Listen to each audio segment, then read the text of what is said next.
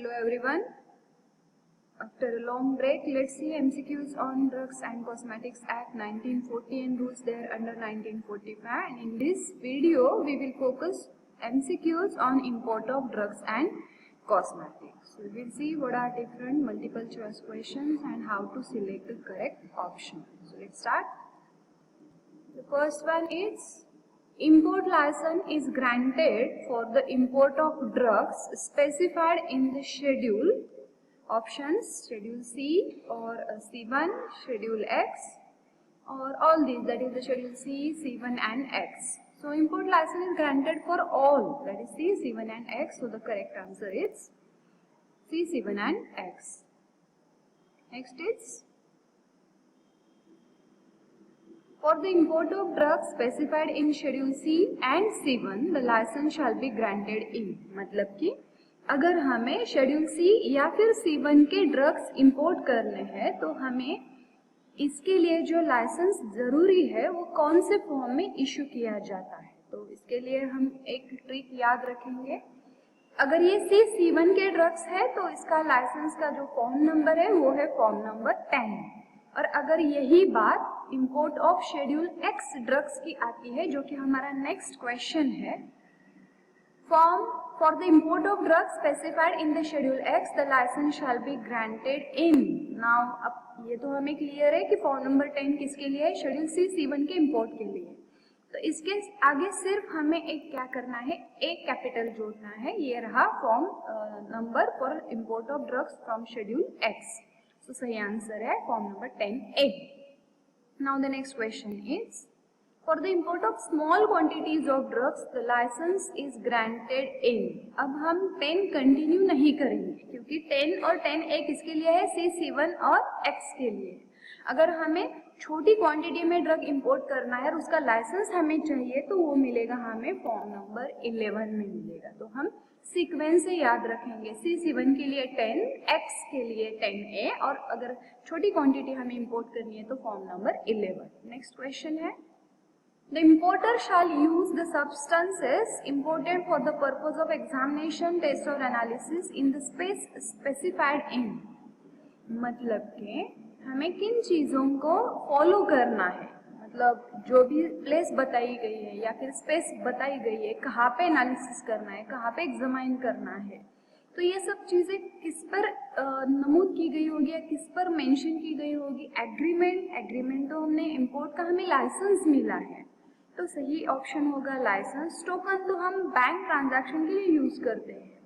Agreement हम अगर दो पार्टीज बैठी है किसी डील के बारे में तो एग्रीमेंट करते हैं. ये तो हम इंपोर्ट गवर्नमेंट से हमें मिलता है, हम लाइसेंस सही तरीके से जाके मिलवाते हैं, उनसे लेते हैं. तो ये ऑप्शन करेक्ट होगा लाइसेंस. लाइसेंस में जो भी स्पेस दी गई है, जो भी कंडीशन दी गई है, उन्हें हम फॉलो करेंगे अगर हम इम्पोर्टर है तो. Who can enter with or without notice at the premise where substances are kept for import. जहाँ पे इंपोर्ट के लिए सब्सटेंसेस रखे गए हैं, मतलब कि ड्रग या कॉस्मेटिक रखे गए हैं, तो उस प्रीमाइस में किसी भी नोटिस बिना, मतलब कुछ ऐसी प्रायर इंटीमेशन दिए बगैर या देने के बावजूद कौन है जो आ सकता है. मतलब कि ये बहुत ही पावरफुल पर्सन होगा कि जिसे ये पूरी इजाजत दी गई है कि आप कहीं भी बिना नोटिस या विद नोटिस जा सकते हैं. तो ड्रग कंट्रोलर तो ये हायर अथॉरिटी है हमारे देश की, तो ये तो एक बचा या फिर एक हिस्सों में बटा हुआ काम है कि प्रीमाइस में इंस्पेक्शन करना. तो इंस्पेक्शन कौन करना है, कौन करता है, वहाँ पे विजिट के लिए कौन जाएगा, इंस्पेक्टर जाएंगे. तो ये सही ऑप्शन क्या होगा, गवर्नमेंट एनालिस्ट का काम क्या रहता है, एनालिसिस करना. तो उसे कहीं पे जाना नहीं होता है, उसके यहाँ सैंपल आते हैं. मैन्युफैक्चरर तो उसके प्रीमाइस में आ जा सकता है, उसके लिए नोटिस की जरूरत नहीं पड़ेगी. तो किसे पड़ेगी, ये नोटिस दिए बगैर या देने के बाद आ सकते हैं. तो सही ऑप्शन है ड्रग इंस्पेक्टर, जो कि विथ नोटिस या विदाउट नोटिस वहां पे आ सकते हैं इंस्पेक्शन के लिए. नेक्स्ट है, the dash shall keep and report the record of import to licensing authority. तो किसके ये काम, किसकी जिम्मेदारी है कि जो भी रिपोर्ट है इंपोर्ट के, जो भी रिकॉर्ड्स है वो लाइसेंसिंग अथॉरिटी को सबमिट करने हैं या फिर दिखाने हैं. तो ये किसका काम है? ऑब्वियसली इंपोर्टर का काम होगा, क्योंकि वो इंपोर्ट करता है। मैन्युफैक्चरर तो मैन्युफैक्चरिंग के बाद उसका काम खत्म होता है। डिस्ट्रीब्यूटर का काम है डिस्ट्रीब्यूट करना, एक्सपोर्टर का काम है एक्सपोर्ट करना। मतलब कि इंपोर्ट की लाइसेंस अथॉरिटी को जो रिपोर्ट भेजना है वो काम इंपोर्टर का ही रहेगा। नेक्स्ट है, drugs may be imported for personal use if the quantity of single dose so imported shall not exceed how much doses? 50, 75, 100 और 120। अगर हम खुद के इस्तेमाल के लिए, खुद के यूज के लिए, मतलब कि पर्सनल यूज के लिए अगर कुछ ड्रग या कुछ उसके सिंगल ड्रग है उसके डोसेस अगर हम लाते हैं हमारे खुद के यूज के लिए, तो उसके कितने डोज होने चाहिए, कितने डोज से ज़्यादा नहीं होने चाहिए, तब ये इंपोर्ट किए जा सकते हैं पर्सनल यूज के लिए। तो ये है 100 से ज़्यादा डोज नहीं हो सकते। मतलब कि अगर हम कहीं पे हमारे रिश्तेदार है बाहर के देश में, अगर हमें उन्हें दवाइयाँ भेजनी है या फिर बाहर से हम इंपोर्ट करते हैं तो हमें 100 की क्या है सहूलियत दी गई है, उससे ज़्यादा नहीं होने चाहिए पर्सनल यूज के लिए, नॉट फॉर सेल डिस्ट्रीब्यूशन। हम बात कर रहे हैं पर्सनल यूज की। नेक्स्ट क्वेश्चन है, drugs may be imported for personal use if who dash dash directs and declares that the drug is for personal use। किसके डायरेक्शन या किसके अनुमति के बाद हमें पर्सनल यूज के लिए ड्रग्स इंपोर्ट कर सकते हैं? Licensing authority, custom authority, excise office या फिर इंपोर्टर?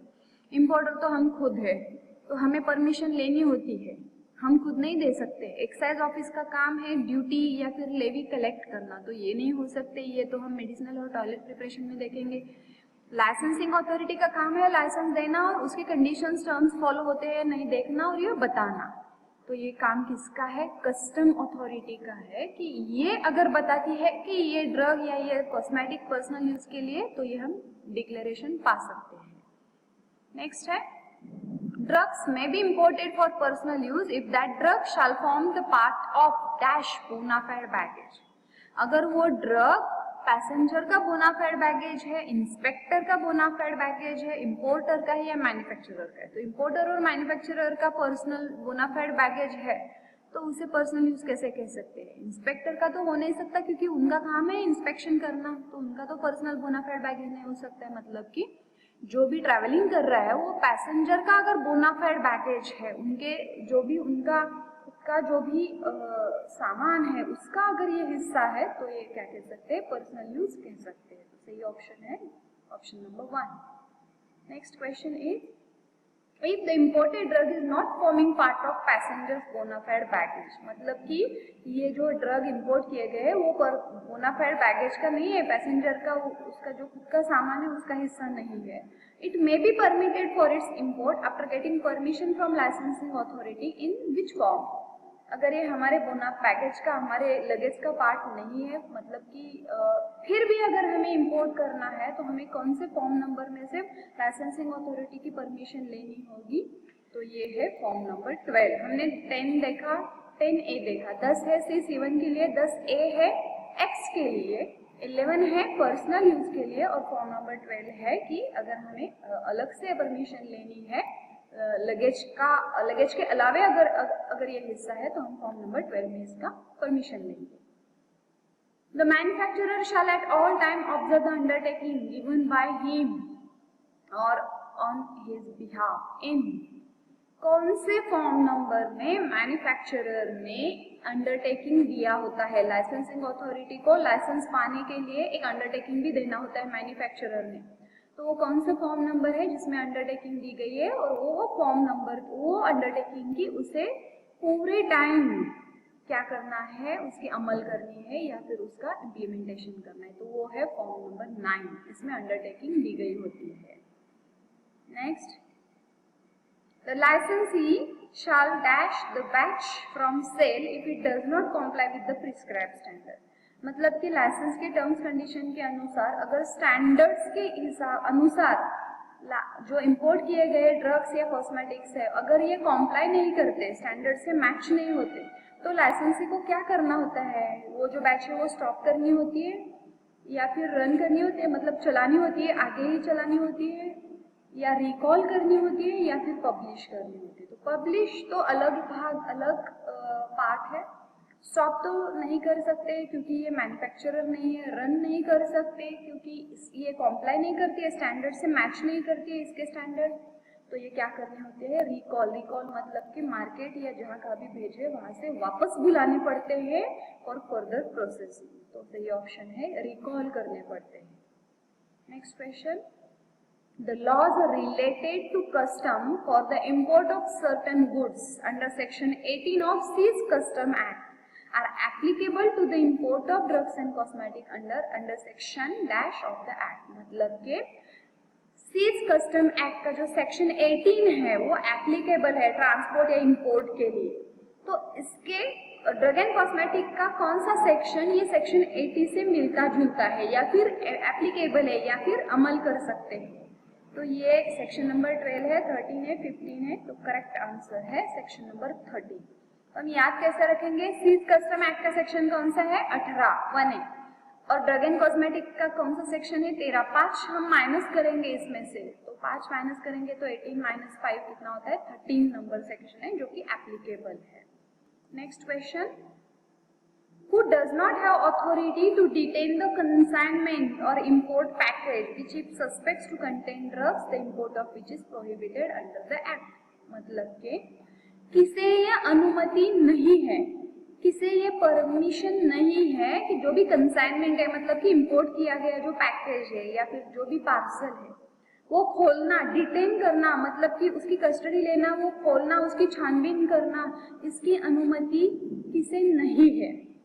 अगर फिर भी अगर ऐसा लगता है कि ये जो इम्पोर्टेड पैकेज है या पार्सल है ये इस एक्ट में कुछ ऐसे क्लासेस दिए गए हैं कि इनका इंपोर्ट करना प्रोहिबिटेड है, मतलब मना किया गया है कि ये ड्रग्स और कॉस्मेटिक इंपोर्ट नहीं किए जाने सकते, फिर भी इंपोर्ट किया है, अगर ऐसा शक भी आता है फिर भी किसी अनुमति नहीं है कि वो ये डिटेन करे। Any officer authorised by central government, customs collector, both of the above मतलब दोनों को ये अनुमति नहीं है, या फिर the in charge of place of import मतलब कि ये इंपोर्ट की प्लेस शायद एयरपोर्ट हो सकती है, शायद पोर्ट हो सकती है, शायद रोड हो सकता है, ट्रांसपोर्ट बाय रोड। तो वहाँ का जो इंचार्ज है इसे ये अनुमति नहीं है या फिर इन दोनों को नहीं है। तो ऑब्वियसली सेंट्रल गवर्नमेंट का ऑथोराइज्ड ऑफिसर है तो उसे तो अनुमति होगी, फुल अथॉरिटी होगी।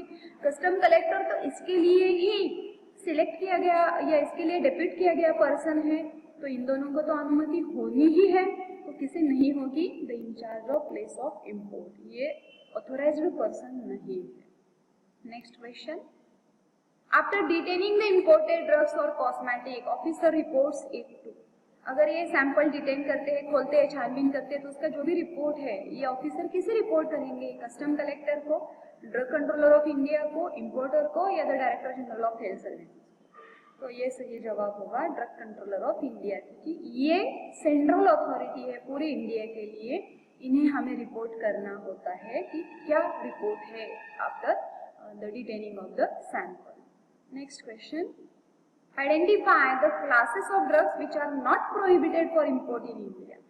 ध्यान से क्वेश्चन हमें पढ़ना है, ध्यान से सुनना है, हमें ये क्लास आइडेंटिफाई करना है जो कि इंपोर्ट के लिए प्रोहिबिटेड नहीं है।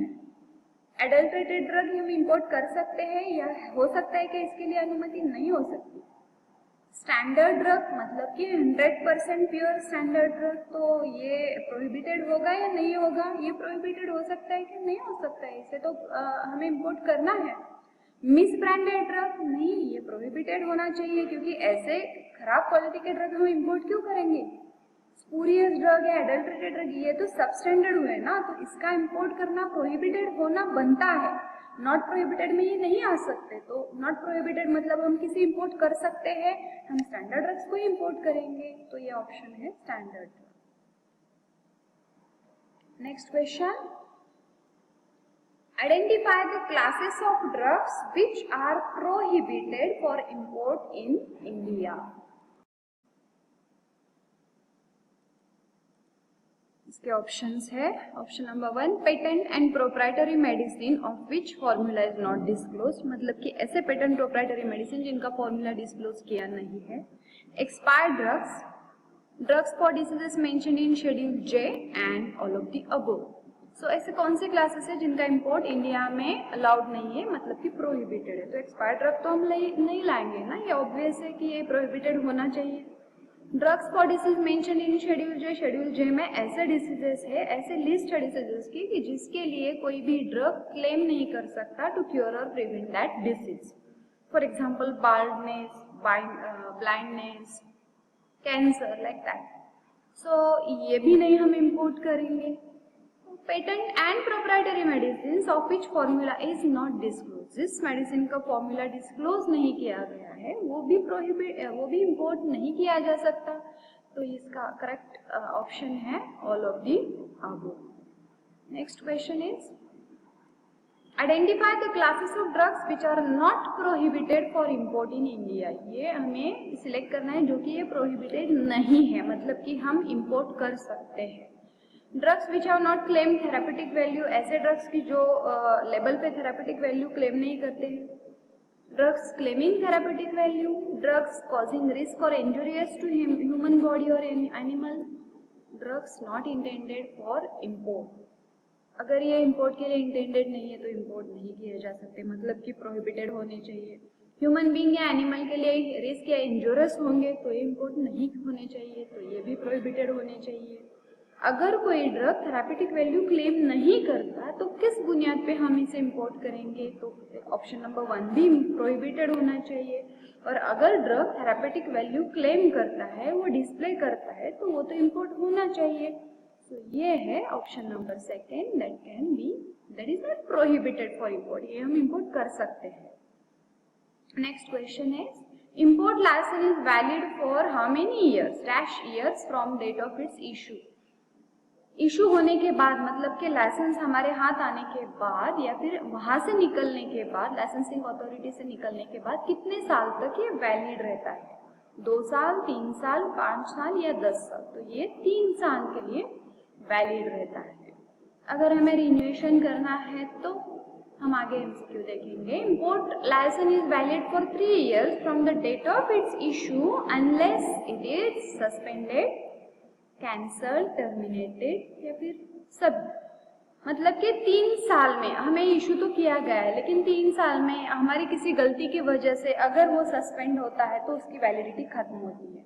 अगर ये कैंसल होता है या फिर टर्मिनेट हम करते हैं, हमारी कुछ परेशानी या कुछ पर्सनल रीजन की वजह से अगर हम टर्मिनेट करते हैं तो ये वैलिड नहीं रहता है। सो ये 3 साल लाइसेंसिंग अथॉरिटी ने दिए हैं, इसके भीतर अगर कुछ ऐसी वैसी बात होती है, अगर सस्पेंड या कैंसिल या टर्मिनेट होता है, तभी ये वैलिड नहीं रहेगा। तो ये करेक्ट ऑप्शन है ऑल ऑफ दी अबव।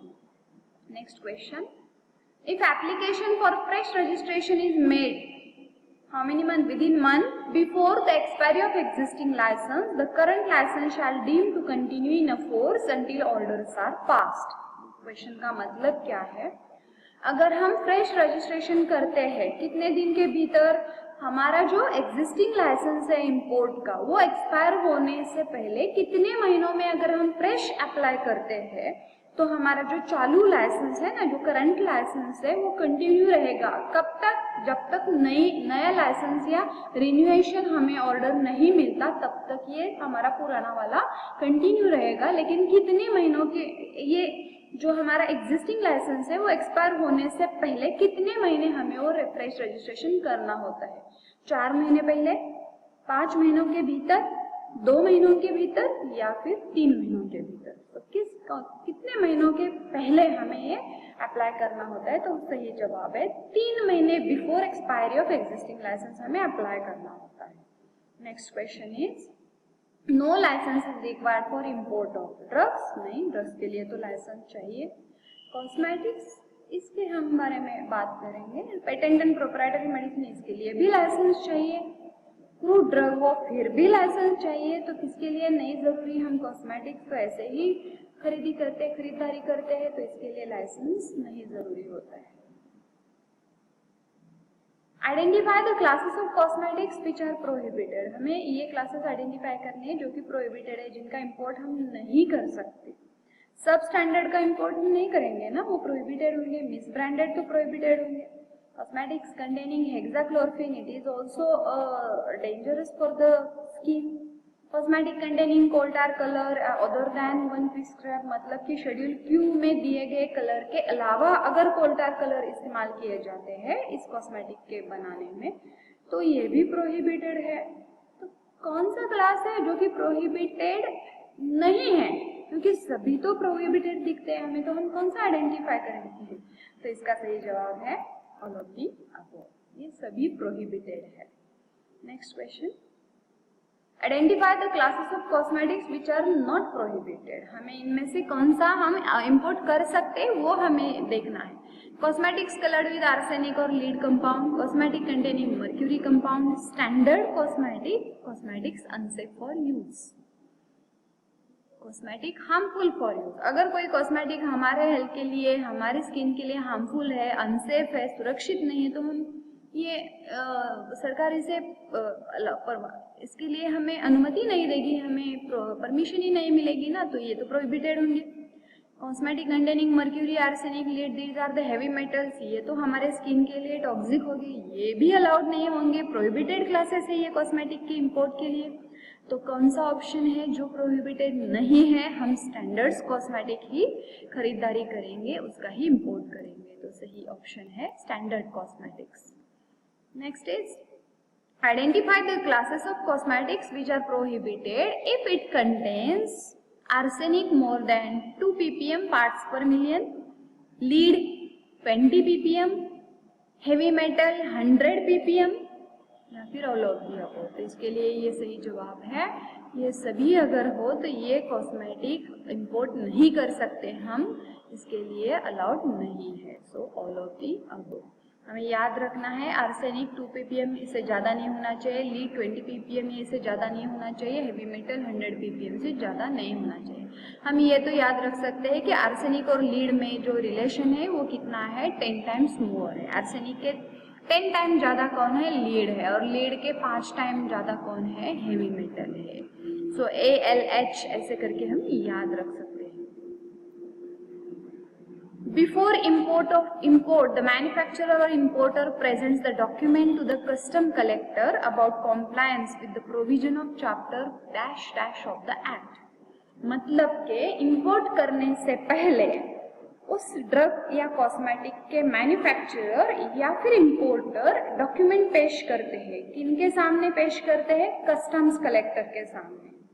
ये जो डॉक्यूमेंट है वो कॉम्प्लाइड होना चाहिए। किसके हिसाब से कॉम्प्लाइड होना चाहिए? मतलब कि किसके टर्म्स कंडीशंस को फॉलो करते हुए ये डॉक्यूमेंट पेश किए जाने चाहिए? तो chapter number dash dash of drug and cosmetic act. तो हमें अगर पुराने वीडियो अगर आपको याद है MCQ के या फिर लेक्चर के, तो चैप्टर 1 इंट्रोडक्टरी है जिनमें शेड्यूल वगैरह आता है। चैप्टर 2 एडमिनिस्ट्रेटिव बॉडीज हम देखते हैं। चैप्टर 3 इंपोर्ट के लिए है।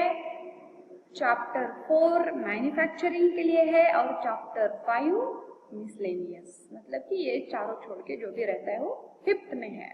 तो सही जवाब है इंपोर्ट जो है वो है चैप्टर 3 में। इसके लिए जो टर्म्स कंडीशंस या रूल्स रेगुलेशंस है वो चैप्टर 3 में दिए गए, तो उसके हिसाब से ये डॉक्यूमेंट पेश किए जाएंगे। Next question is, before import the manufacturer or importer presents the documents to whom? किसके सामने पेश किए जाते हैं? अभी हमने देखा है question about the compliance of with the provision of chapter 3 of this act। तो ये कस्टम्स कलेक्टर को पेश किए जाते हैं। क्वेश्चन थोड़ा घुमा फिरा के मैंने पेश किया है ताकि अगर ऐसा आए तो हमें ये भी ध्यान में आना चाहिए। कस्टम कलेक्टर के सामने ये रखे जाते हैं। ड्रग कंट्रोलर तो फाइनल अथॉरिटी है, बीच की अथॉरिटी नहीं है।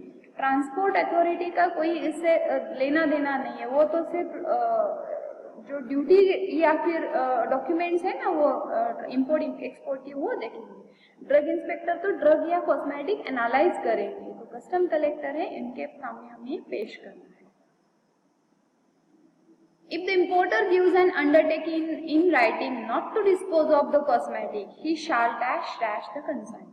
अगर इंपोर्टर ये लिख के देते हैं, अंडरटेकिंग देते हैं कि ये जो कॉस्मेटिक है वो डिस्पोज मैं नहीं करूंगा, मतलब कि अगर कस्टम कलेक्टर को ये पता चले कि ये डिस्पोज नहीं किए जा सकते हैं ड्रग्स या कॉस्मेटिक्स, और या ऑर्डर देते हैं इंपोर्टर या फिर मैन्युफैक्चरर कोई कि आप इसे डिस्पोज नहीं करेंगे, अगर ये डिस्पोज नहीं करेंगे, अगर ये इंपोर्ट एक्सपोर्ट नहीं होंगे तो इसका क्या होना चाहिए, डिस्ट्रॉय होना चाहिए। नहीं, डिस्पोज नहीं करेंगे ऐसा लिख के दिया है तो डिस्ट्रॉय नहीं कर सकते। एक्सपोर्ट तो नहीं करना है, इंपोर्ट की बात कर रहे हैं हम, इंपोर्ट भी नहीं कर सकते क्योंकि हमें कस्टम कलेक्टर ने हमें रोका है कि आप डिस्पोज नहीं करेंगे। रिटर्न करना होगा हमें जो भी कंसाइनमेंट हमने जहाँ से भी लिया है, मैन्युफैक्चरर से या किसी और देश से, जो है जहाँ कहाँ से भी हमने लिया है, इंपोर्ट किया है, वो कंसाइनमेंट हमें उस कंसाइनी को क्या करना है, रिटर्न करना होता है। कुछ परेशानी या कुछ डिफेक्ट या कुछ फॉल्ट हो तो कस्टम कलेक्टर हमें ये बताते हैं। द रिटर्न ऑफ कंसाइनमेंट और पोर्शन देयर ऑफ, मतलब कि पूरी कंसाइनमेंट मतलब कि पूरा पैकेज और पूरा पार्सल या फिर इसका कुछ हिस्सा, कुछ भाग, shall be done with in how many days from the receipt of notice. हमें नोटिस कौन देते हैं, कस्टम कलेक्टर देते हैं कि आपको ये कंसाइनमेंट वापस करना है जहां से भी आपने खरीदा है वहां पे। तो ये हमें नोटिस मिलने के बाद कितने दिनों के भीतर हमें ये वापस करना है, 5 दिन, 15 दिन, 10 दिन या 30 डेज। तो ये सही जवाब है 10 डेज। 10 दिन के अंदर हमें कंसाइनमेंट वहां पे वापस करना है कंसाइनी के पास। नेक्स्ट क्वेश्चन है, if the analysis of cosmetic reports that it cannot be remedied by importer, he shall send it back within how many months of the notice to the respective authority। अगर ये report आता है हमारे import किए गए cosmetic का, अगर ये रिपोर्ट आता है कि ये डिफेक्टिव है, ये फॉल्टी है, ये रूल्स के हिसाब से नहीं है, तो उसे रिमेडी करना पड़ता है। अगर कस्टम कलेक्टर रिमेडी करने के लिए बोले तो हम by rule, by law, by condition remedy करते हैं। अगर कस्टम कलेक्टर कहते हैं, रिपोर्ट कहते हैं कि ये रिमेडी नहीं हो सकते हैं, इतने फॉल्टी है, तो ये वापस भेजने होते हैं, जहां से भी हमने लिए वहां पे वापस भेजने होते हैं। कितने महीनों के अंदर, नोटिस मिलने के बाद कितने महीनों के अंदर, 2 महीनों के अंदर, 3, 6 या फिर 4 महीनों के अंदर। तो सही जवाब है विद इन 2 मंथ्स हमें वो वापस भेजने हैं जहां से भी हमने ये लिए हैं।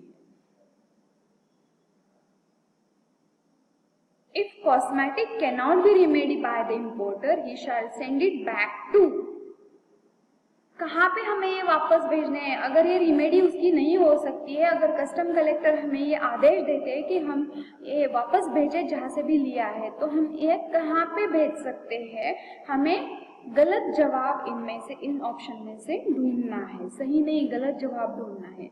The country in which it was manufactured, ये तो सही जवाब होना चाहिए ना, कि जिस कंट्री में ये जो कंसाइनमेंट है ये मैन्युफैक्चर हुआ है, अगर ये फॉल्टी है तो हम उस कंट्री को वापस भेजेंगे, क्योंकि हमारे देश के कस्टम कलेक्टर ने हमें ये ऑर्डर दिया है कि आप ये वापस भेजो। तो जहां से मैन्युफैक्चर हुई वहां पे भेज सकते हैं। Country from which it was imported, जहां से हमने इम्पोर्ट किया है वहां पे तो हम भेज सकते हैं, ये सही जवाब होना चाहिए। Hand it over to the central government, अगर हम उस कंट्री में जहाँ पे ये मैन्युफैक्चर हुआ है या फिर जहाँ से इंपोर्ट किया है, अगर वहाँ पे हम नहीं भेज सकते हैं कुछ कारणों की वजह से, तो हम ये हमारे सेंट्रल गवर्नमेंट को हैंड ओवर करेंगे, ताकि सेंट्रल गवर्नमेंट इसे जो भी सही तरीका हो वो उस तरीके से वो डिस्ट्रॉय करेंगे या फिर डिस्पोज ऑफ करेंगे। तो ये भी सही जवाब होना चाहिए। Destroy in his premise, his premise मतलब कि इंपोर्टर है ना, उसके प्रीमाइस में डिस्ट्रॉय करना, ये तो लॉ के अगेंस्ट है, रूल के अगेंस्ट है, क्योंकि इसकी अनुमति तो हमने कस्टम कलेक्टर ने भी नहीं दी और हमारे सेंट्रल गवर्नमेंट भी नहीं देते। तो गलत जवाब है डिस्ट्रॉय इन हिज प्रीमाइस, जो कि हमें ढूंढना है। So that was about the multiple choice questions on the import of drugs. अगले वीडियो में हम ड्रग एंड कॉस्मेटिक एक्ट का नेक्स्ट सेगमेंट लेंगे और उसके जो एमसीक्यूज है वो हम देखेंगे। Thank you so much for watching this video.